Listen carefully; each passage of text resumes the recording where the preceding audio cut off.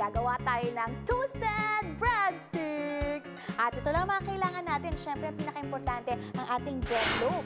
Meron din tayo ditong melted butter, may sugar, may cinnamon, honey, at meron din tayo ditong knife, chopping board, tong, gloves, siyempre, at ang ating toaster.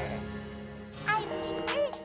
Tandaan, lahat ng mapapanood nyo ngayon, ginagawa na may tulong ng mga nakatatanda.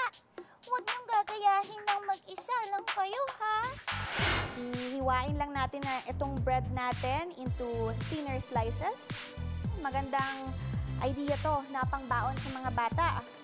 Pagkatapos, ito, meron tayong bowl dito. Ilagay natin ngayon itong mga bread natin. Tapos nito, meron tayo ditong melted butter. Lalagyan natin ngayon itong ating tinapay dito. Yan.